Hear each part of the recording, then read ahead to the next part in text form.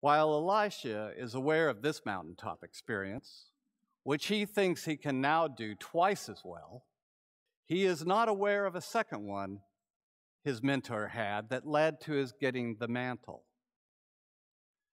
Apparently, bloodlust for God was not as satisfying as Elijah thought it would be. It puts him into a slump. Elijah cries out for death, as he is no better than his fathers.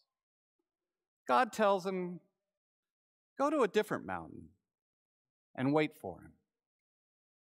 It is on this mountain that Elijah encounters God, not in the theatrics of an earthquake or storm, but in stillness. The still small voice dismantles his understanding of the sacred. God is not about power. God is not about competition and besting rivals. God is not about sacred violence. In the darkness of the cave, Elijah blushes that he thought God was his to use for his purposes instead of the other way around. I think it is probably at that moment he decided to let go of his position as chief prophet and dismantle himself. In the gospel reading, we have Jesus making plain Elijah's experience.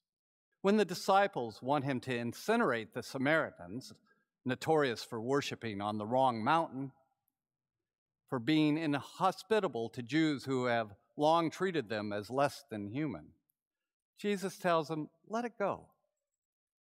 God isn't a weapon of mass destruction. God isn't about power, but love. God is about giving life, not taking it. After dismantling their view of the sacred, he offers a new understanding. God doesn't reside any place, yet is found everywhere. God is not in the past, but in the moment, facing the future.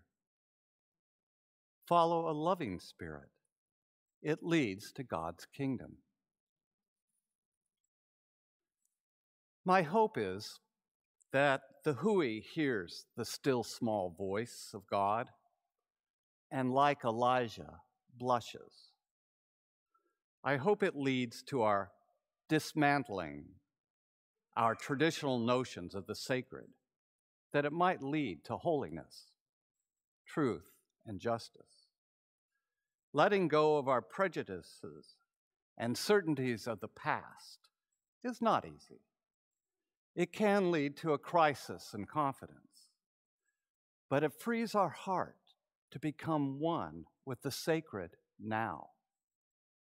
It will be a wild ride, not unlike riding a whirlwind in a fiery chariot, but well worth the trip.